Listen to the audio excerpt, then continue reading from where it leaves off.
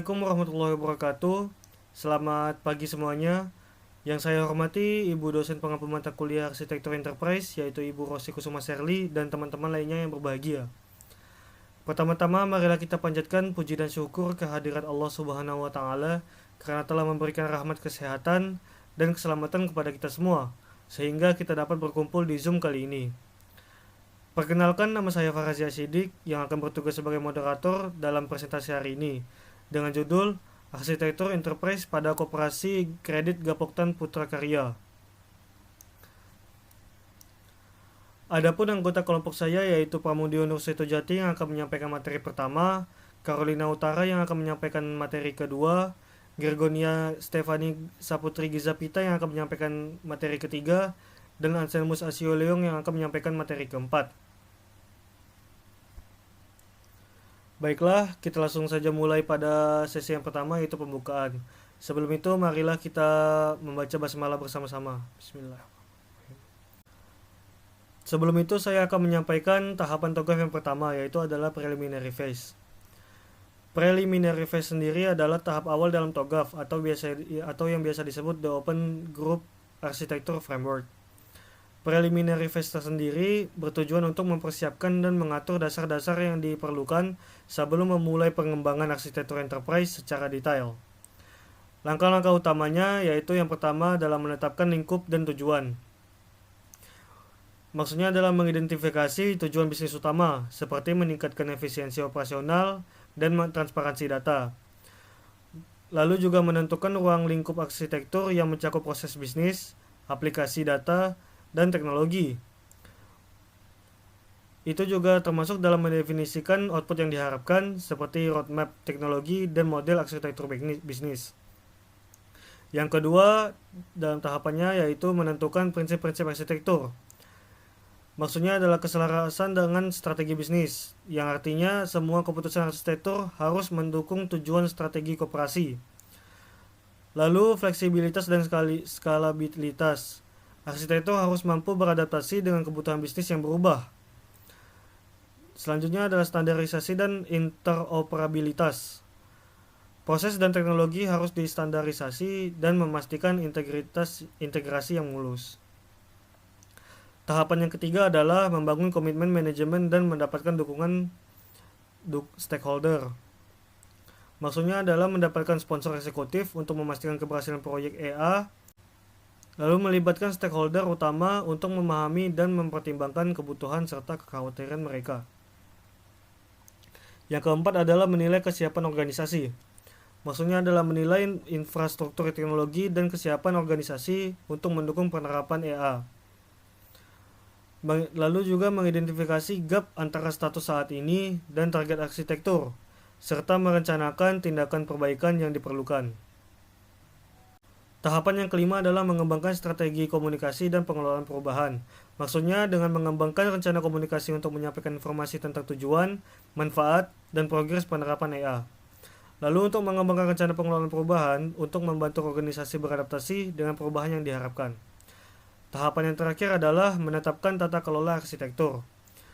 Untuk membentuk komite tata kelola arsitektur untuk memantau dan mengarahkan kegiatan EA. Lalu untuk menyusun kebijakan dan prosedur untuk mengelola dan mengawasi pengembangan dan penerapan EA. Dan menetapkan mekanisme untuk mengukur dan melaporkan kinerja arsitektur enterprise. Selanjutnya saya persilakan untuk Pramudio Nurseto Jati untuk melanjutkan pembacaan materinya. Baik, saya akan menjelaskan tentang 5W1H. Apa itu 5W1H? Yaitu what, why, who, where, and when. Yang pertama, what itu terdiri dari penerapan arsitektur enterprise. Penerapan arsitektur enterprise yaitu menggunakan kerangka kerja untuk menyelaraskan strategi bisnis dengan teknologi informasi di Koperasi Kredit Gapoktan Putra Karya. Yang kedua ada why. Yang pertama meningkatkan efisiensi operasional. Apa itu meningkatkan efisiensi operasional? Yaitu adalah memperbaiki alur kerja dan proses bisnis. Yang kedua meningkatkan transparansi, memfasilitasi pengambilan keputusan yang lebih baik. Yang ketiga mengelola data sistematis. yaitu manajemen data anggota dan transaksi keuangan secara lebih efektif. Yang ketiga, WHO. WHO itu terdiri dari stakeholders dan tim pelaksana. Stakeholders itu terdiri dari pimpinan koperasi, anggota, tim IT, dan konsultan arsitektur enterprise. Yang kedua, tim pelaksana. Tim pelaksana terdiri dari tim arsitektur yang bertanggung jawab atas pengembangan dan implementasi EA. Yang keempat ada where, di mana, yaitu lokasi implementasi. Koperasi kredit Gapoktan Putra Karya terutama pada sistem informasi dan proses bisnis yang ada. Yang kelima ada when, tahapan implementasi. Tahapan implementasi terdiri dari preliminary phase, pengembangan arsitektur, dan implementasi. Preliminary phase yaitu menyiapkan dasar penerapan EA. Yang kedua, pengembangan arsitektur, melakukan analisis dan desain. Yang keempat, implementasi, mengintegrasikan arsitektur dengan operasional koperasi. Dan how itu bagaimana? Yang pertama, framework menggunakan TOGAF atau The Open Group Architecture Framework untuk mengelola komponen TI secara holistik. Yang kedua, pendekatan terstruktur, melibatkan identifikasi stakeholder, penentuan lingkup, dan pengembangan prinsip arsitektur dan strategi komunikasi. Yang keempat yaitu Enterprise Architecture Management atau EAM, yaitu mengintegrasikan arsitektur bisnis dan TI untuk mendukung tujuan bisnis dan beradaptasi dengan perubahan eksternal. Dan yang selanjutnya yaitu arsitektur vision. Fase ini merupakan fase inisiasi dari siklus pengembangan arsitektur yang mencakup pendefinisian ruang lingkup, identifikasi stakeholder, penyusunan visi arsitektur, dan pengajuan persetujuan untuk memulai pengembangan arsitektur. Beberapa tujuan dari fase ini adalah mengembangkan visi arsitektur yang komprehensif. Yang kedua, menyelaraskan tujuan strategis organisasi dengan implementasi TI. Nah, ini adalah beberapa langkah yang dilakukan pada fase ini. Yang pertama, mengembangkan visi arsitektur. Mengembangkan visi arsitektur adalah menyusun pandangan menyeluruh tentang bagaimana arsitektur enterprise akan membantu koperasi untuk mencapai tujuannya. Yang kedua, mengkomunikasikan visi ini kepada semua stakeholder untuk mendapatkan dukungan dan konsensus. Yang kedua yaitu menentukan lingkup proyek. Menentukan lingkup proyek adalah mengidentifikasi area bisnis dan teknologi yang akan dicakup oleh proyek arsitektur tersebut. Yang ketiga, mendefinisikan tujuan bisnis. Apa itu mendefinisikan tujuan bisnis? Yaitu adalah mengartikulasikan tujuan strategis yang ingin dicapai oleh koperasi melalui penerapan EA. Yang keempat, mengidentifikasi stakeholder dan kepentingannya. Mengidentifikasi semua stakeholder yang terlibat dan memahami kebutuhan serta kepentingan mereka. Mengembangkan strategi untuk melibatkan dan mengkomunikasikan proyek kepada stakeholder. Yang kelima, menyusun pendekatan untuk penerapan, yaitu adalah menetapkan pendekatan dan metodologi yang akan digunakan untuk mengembangkan dan menerapkan arsitektur enterprise, dan juga merencanakan tahap-tahap implementasi dan menetapkan timeline untuk proyek tersebut. Dan yang terakhir, menyiapkan kasus bisnis. Menyiapkan kasus bisnis adalah mengembangkan kasus bisnis yang mendukung investasi dalam penerapan EA, dan juga menunjukkan bagaimana arsitektur akan memberikan nilai bisnis dan mencapai tujuan strategis bisnis koperasi. Sekian dari saya, terima kasih. Baiklah, di sini saya akan menjelaskan bisnis arsitektur, di mana di sini terdapat visi dan misi. Visinya adalah menjadi koperasi simpan pinjam terpercaya yang mendukung kesejahteraan anggota dan masyarakat melalui layanan keuangan yang inklusif, aman, dan berkelanjutan. Kemudian di sini ada misi. Yang pertama, menyediakan layanan simpan pinjam yang mudah diakses oleh anggota, meningkatkan kesejahteraan anggota melalui pendidikan dan pelatihan keuangan, mengelola koperasi secara profesional dan transparan, berkontribusi pada pembangunan ekonomi masyarakat setempat. Kemudian di sini ada bisnis arsitektur yang kedua, di mana di sini terdapat proses bisnis utama, infrastruktur teknologi informasi, strategi pengembangan dan pemasaran, dan manajemen risiko. Kemudian terdapat information system arsitektur, di mana di sini juga terdapat komponen utama, integrasi sistem, infrastruktur teknologi, tujuan dan manfaat, dan juga catatan penting. Baiklah, sekian dari saya. Terima kasih. Baik, di sini saya akan menjelaskan tentang teknologi arsitektur. Untuk teknologi arsitektur dibagi menjadi 4. Yang pertama itu ada infrastruktur teknologi. Untuk infrastruktur teknologi dibagi menjadi 2 bagian.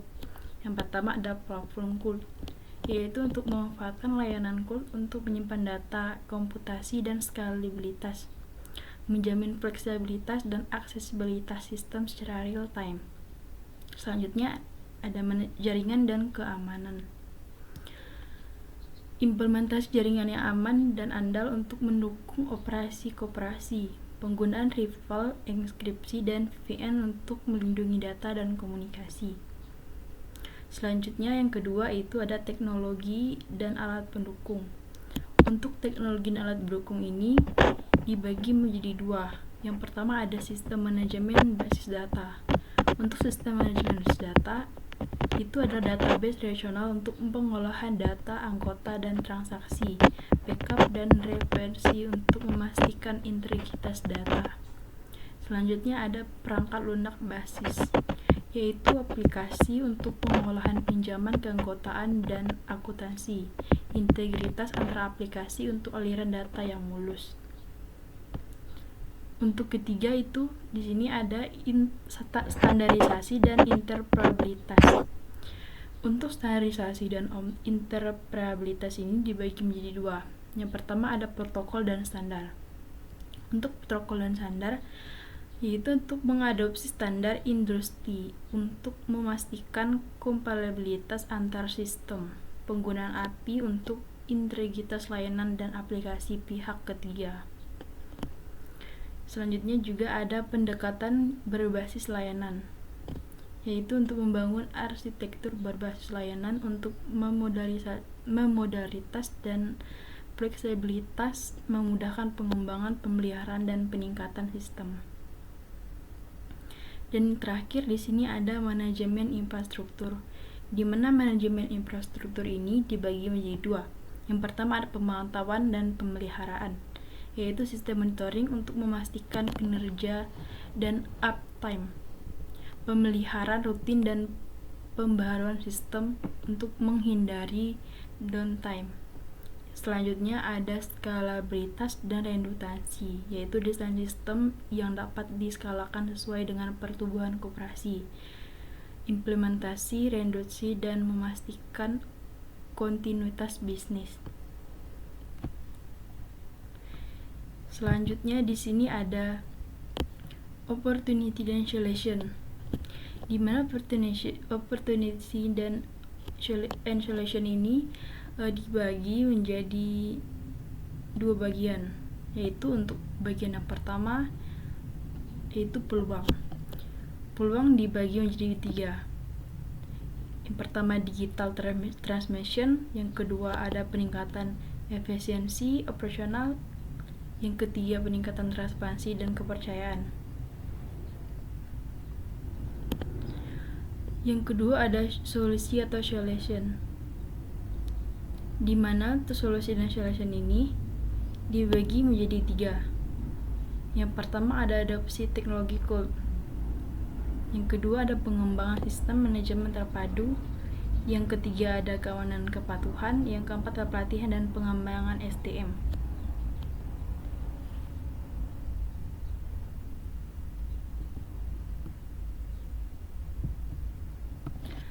Selanjutnya di sini ada migration dan planning.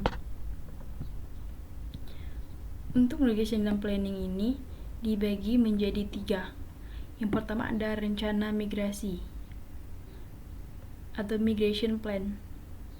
Untuk migration plan ini dibagi menjadi 3 tahap. Yang pertama ada assessment dan analisis, yaitu untuk menilai sistem dan proses saat ini untuk memahami kebutuhan migrasi, menganalisis kesenjangan antar sistem yang diinginkan. Yang kedua ada strategi migrasi, yaitu menggunakan pendekatan bertahap untuk meminimalkan risiko. Menentukan prioritas komponen yang akan dimigrasi berdasarkan dampak bisnis dan kompleksitas teknis.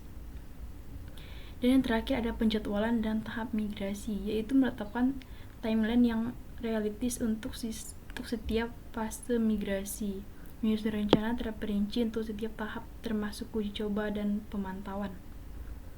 Selanjutnya yang kedua ada pengolahan risiko. Untuk pengolahan risiko ini dibagi menjadi 2 bagian. Yang pertama ada identifikasi risiko, yaitu mengidentifikasi potensi risiko yang terkait dengan migrasi seperti downtime, kehilangan data, dan gangguan operasional. Yang kedua ada mitigasi risiko, yaitu untuk mengembangkan rencana mitigasi risiko untuk meminimalkan dampak negatif, mengimplementasikan langkah-langkah pencegahan seperti backup data, uji coba sistem sebelum migrasi. Dan untuk yang ketiga di sini ada pengolahan perubahan. Untuk pengolahan perubahan ini dibagi menjadi 2. Yang pertama ada komunikasi pelatihan, yaitu mengomunikasi rencana migrasi kepada seluruh stakeholder untuk memastikan dukungan partisipasi, menyediakan pelatihan bagi staf untuk memastikan adopsi sistem baru berjalan lancar. Selanjutnya ada monitoring dan evaluasi, di mana monitoring dan evaluasi ini adalah memantau proses migrasi secara terus-menerus untuk mengidentifikasi dan mengatasi masalah secepat mungkin. Mengevaluasi hasil migrasi dan melakukan penyesuaian yang diperlukan. Baik, sekian dari saya. Terima kasih. Di sini saya akan menjelaskan fase G, yaitu implementasi governance. Di sini ada 4 poin, yaitu yang pertama itu struktur tata kelola, yang kedua kerangka kerja tata kelola, yang ketiga itu monitoring dan evaluasi, dan yang keempat yaitu manajemen risiko. Pada bagian struktur tata kelola itu akan dilaksanakan 2 hal. Yang pertama itu akan dibentuknya tim proyek. Pembentukan tim proyek ini terdiri dari anggota dengan keahlian yang relevan untuk menentukan peran dan tanggung jawab setiap anggota tim. Kemudian akan ditunjuk kepemimpinan serta kepengawasan. Tujuan dari penunjukan kepemimpinan dan kepengawasan ini yaitu menunjuk seorang pemimpin proyek yang bertanggung jawab atas keseluruhan implementasi, melibatkan pemangkuan kepentingan utama dalam proses pengambilan keputusan. Yang berikutnya itu ada kerangka kerja tata kelola. Pada bagian ini akan ada kebijakan dan prosedur. Tujuan untuk pengembangan kebijakan dan prosedur itu adalah mendukung implementasi entrepreneurship arsitektur. Dan yang kedua itu adalah mendokumentasikan standar operasional dan praktek yang terbaik. Jadi setiap fase pengerjaan pada implementasi itu akan didokumentasikan untuk mendukung standar praktek yang terbaik. Dan pada kerangka kerja tata kelola juga akan ada kontrol dan kepatuhan, untuk mendapatkan mekanisme kontrol untuk memastikan kepatuhan terhadap kebijakan dan prosedur, dan melakukan audit regulasi untuk mengevaluasi aktivitas tata kelola.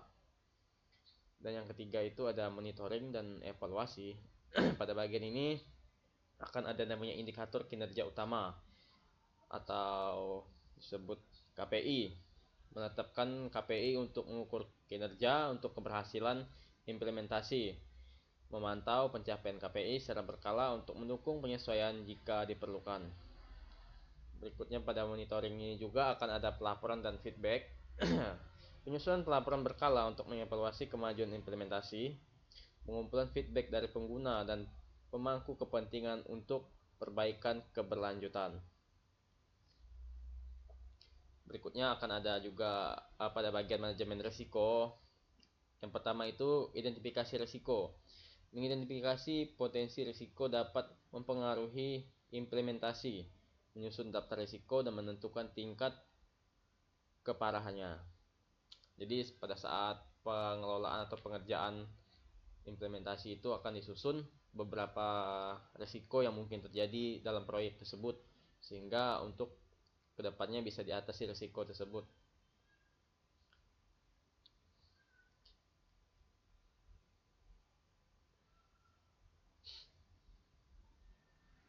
Pada berikutnya itu ada fase H, yaitu arsitektur change management. Pada bagian ini ada beberapa hal. Yang pertama itu adalah proses manajemen perubahan. Pada proses manajemen perubahan itu akan ada 3 hal. Yang pertama itu identifikasi perubahan, yang bertujuan untuk mengidentifikasi kebutuhan perubahan dalam arsitektur berdasarkan evaluasi bisnis dan teknologi, dan untuk mengkaji dampak perubahan terhadap seluruh aspek organisasi.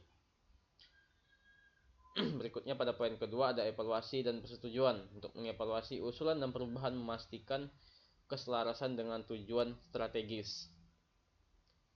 Dan yang ketiga itu ada perencanaan dan implementasi. Untuk menyusun rencana perubahan yang rinci, termasuk timeline, sumber daya yang diperlukan, melaksanakan perubahan sesuai rencana dengan peraturan yang ketat.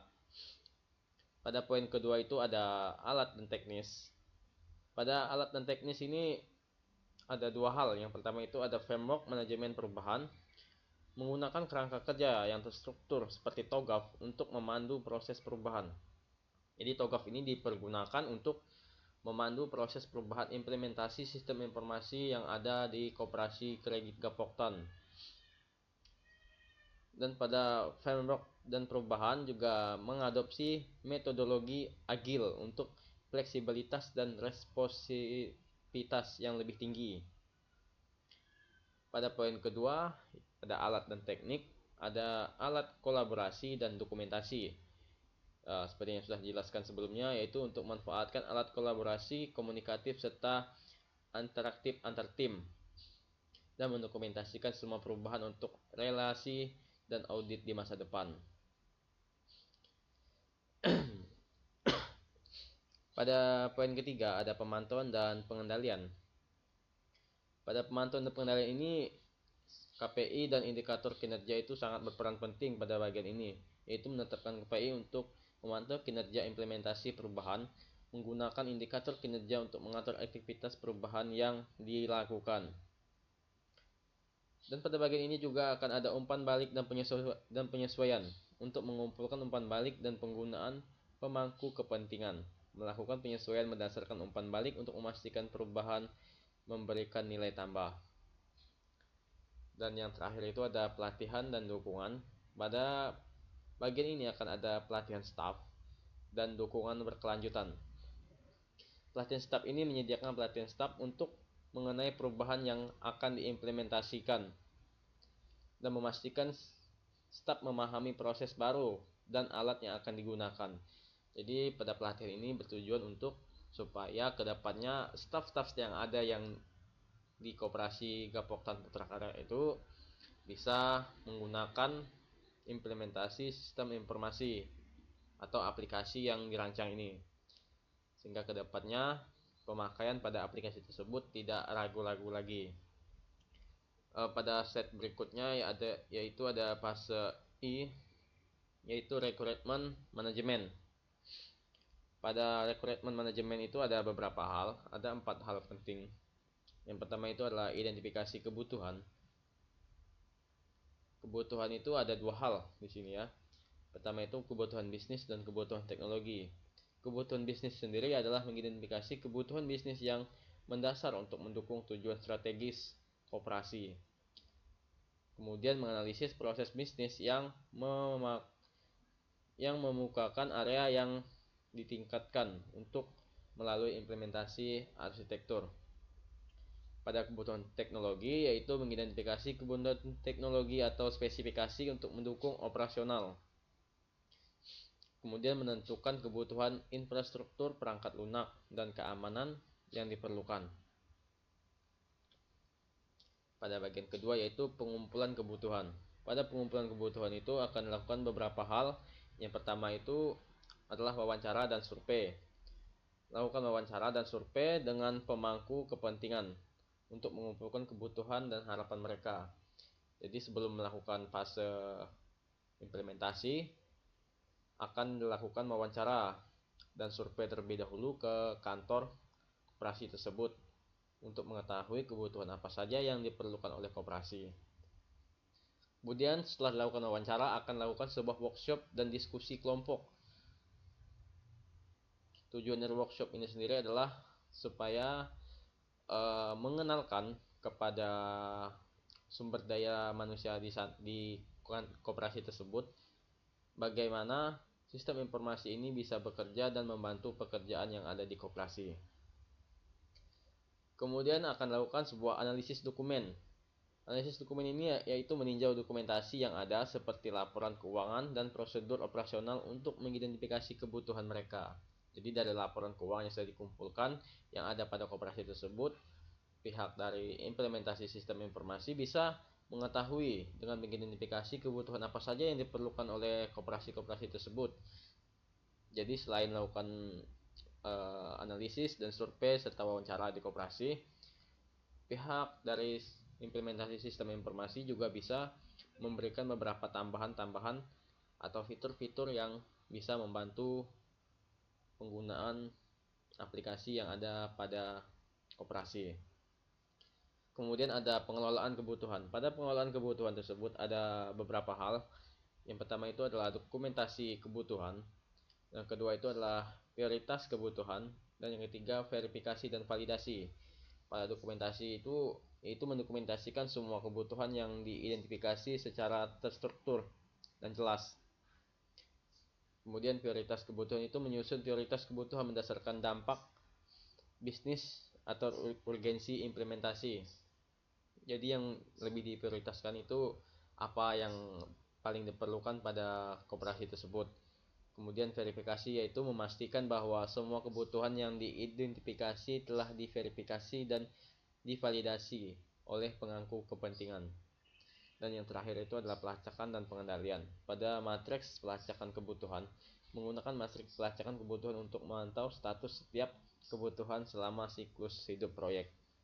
Jadi selama proyek itu berjalan akan terus dipantau bagaimana siklus proyek tersebut bisa berjalan dengan baik. Dan pada berikutnya itu ada manajemen perubahan kebutuhan. Mengelola perubahan kebutuhan dengan proses formal untuk memastikan konsistensi dan kepatuhan terhadap tujuan proyek. Jadi setelah proyek tersebut diimplementasikan, proyek tersebut tetap akan dikelola dan dipantau supaya kedepannya itu bisa melakukan update-update pada aplikasi tersebut. Sekian dari saya, terima kasih.